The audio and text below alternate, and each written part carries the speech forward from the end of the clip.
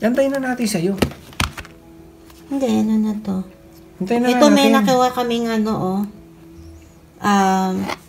Sa Canada Post. Pero, hintayin na lang daw yung isa. Kasi feeling namin ito yung passport. Pero magkahiwalay kasi yan dadating. So, ito naman, I think ito yung galing sa BFF ko sa Saskatchewan. Saskatoon. Buksan na natin.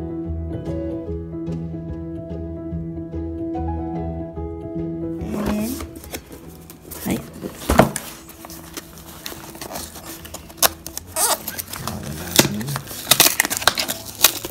Ano dikit sa'yo? Wow. Ano to? Medyo itaas mo pa rin. Oh, ano to? Tea. Green tea. Wow.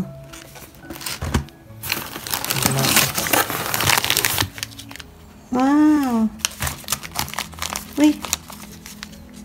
Choco. Saan sila galing? Premium chocolate drink. Hindi ko alam eh. Mukhang may pinuntahan sila. Global Prestige. Lalapit kong konti.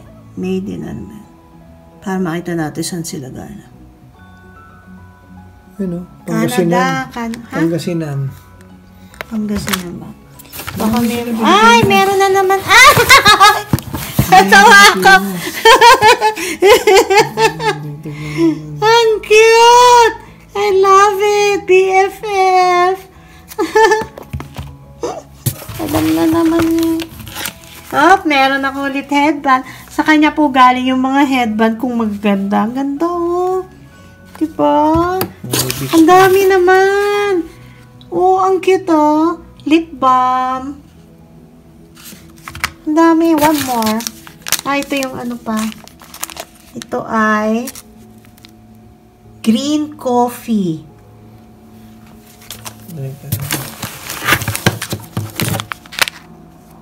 So, baka may galing sa Philippines. Oh, Pilipinas. Oh, baka merong galing sa Philippines. I think ito yung mga ano eh. Teka. Ah, moringa na chocolate drink. Yung mga healthy drink siguro. Thank you, BFF. At may card pa. Nakalagay. Just something to cheer you up. Here's to our friendship. Miss you, BFF. I miss you too. Naku, sabi nga ni Raza, pumunta kami ng Saskatoon. Kaya hindi kami natuloy ng isang araw. Pero, baka pumunta kami dyan. Naku, sana hindi muna mag-snow. Okay. Thank you very much, BFF. I love you. Yan lahat yon. Thank you. Gulat kami, ang daming ano. Ay, bumalik na yun. Mga fire truck. Hindi, bumalik na yun. 1, 2, 3. Ah, yung pa isa, lumalis na yan. Oo, bumalik na eh. Kasi siguro, Ang dami naman nila. baka na ilagay. Ito oh, may ano.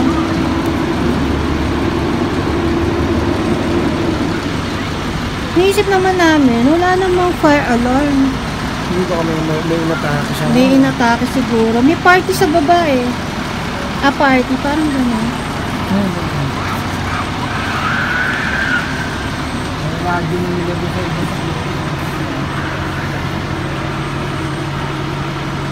Ito, bumabalik na iba. Ah, may ambulansya na pala rito. So, 1, 2, 3. Tapos may dalawa, umalis na. Parang first aid. Ano natin? Mga Marites. Mga pag-ibang na. Ano pa na? Oo nga eh, merong ano. Masunog na welding. Merong sunog pero hindi nag-alarm. No? Hindi, baka doon lang. Ang gapan. Kaya nga. Eh, ba't hindi nag-alarm? Hindi pa umaabot doon sa kaanan. Ako, mabuti naman. Walang alarm. Ang hirap-hirap pa yung bumaba. Ayun pa nga, may palakol. Ayun o. Ah! Baka merong na na stranded sa elevator.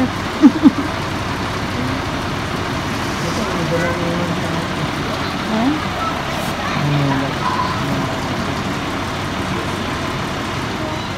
Lumabas na sila lahat. So, may dala pa silang huso, pero wala naman kasing fire alarm. So, baka meron lang dun sa baba.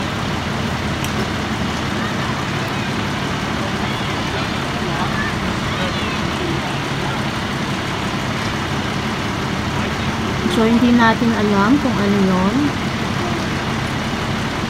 Diba? Chismis lang, oh.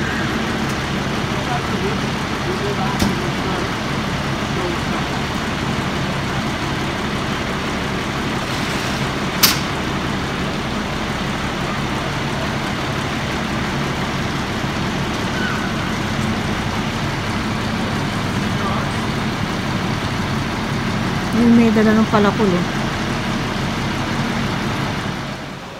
9 o'clock na. Magtatapon lang kami ng basura sa baba. Pero hanggang lang ako, lobby. Kailangan lang niya ng kasama. Gusto niya akong kasama. Kaya nakatawag na rin pala kay mami. Tapos nakapagluto na ako ng tinapa. Tapos, nag-slice na ako ng bichuelas dahil gusto kong lumpiang hubad bukas. Matrabaho kasi, alam niyo na yung pag-slice ng mga ganon, diba? Ayun, so, nag-jacket lang ako, nakapangbahay pa rin ako kasi hanggang labi lang naman ako. Yan, yun lang tatapon namin. Kaya lang kasi merong ulo ng isda. Tapos yung pinaganuhan ng tinapa. Ang baho ng tinapa. Hindi nga ako kumain kasi baka ma-allergy ako. Yan. Na 9. Siguro wala nang tao sa baba. Nagtatago na yung mga senior.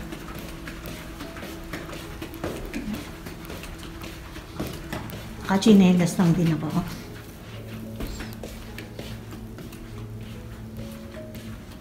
Ganda na meron kami. Ayan.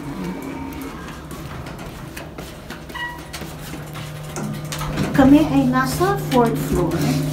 Meron kami dyan. Pakita. Halloween party. Pero hindi kami pupunta.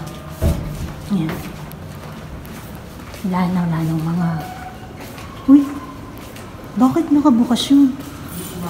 Ayun. O, dito lang ako Laging may mga decoration sa amin. Kung anong okasyon, may decoration sila.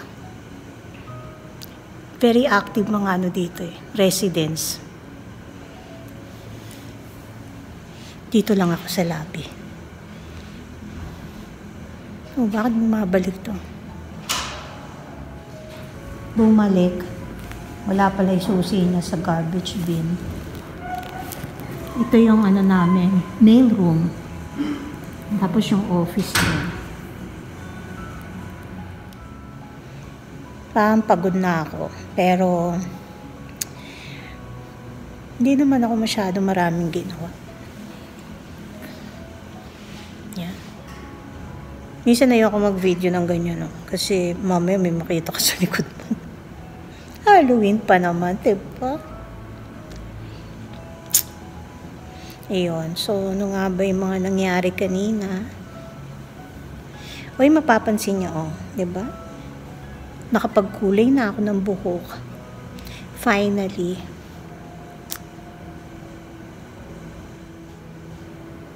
Nga pala, sa Monday daw. So, maya-maya, in a few hours, ay Sunday na. So, in 2 days, or in 1 day, ay magsusnow dito.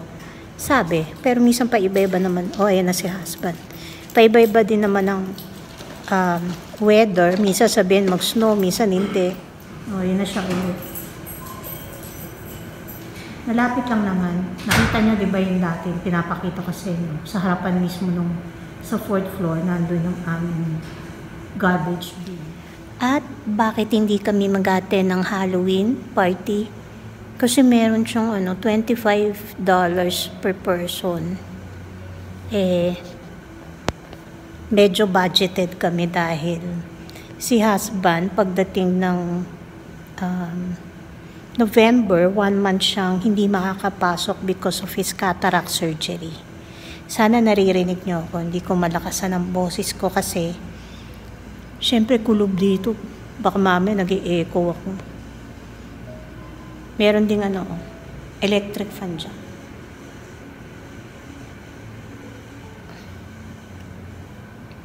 Nag-grocery lang ako ng konti sa Walmart kasi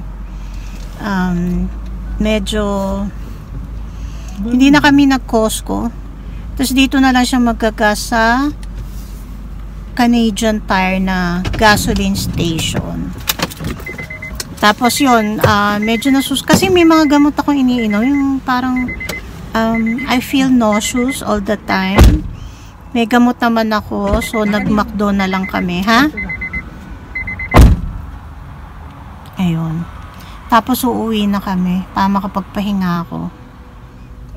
Dumaan kaming Canadian Tire, bumili si husband ng Seafoam Auto Marine Fleet. Ito daw ay dinadagdag sa gasolina. Bakit mo dadagdag ang gasolina ng iba? Fuel treatment. Fuel treatment daw. Hindi ko naman naintindihan yun. Hindi na ako bumaba.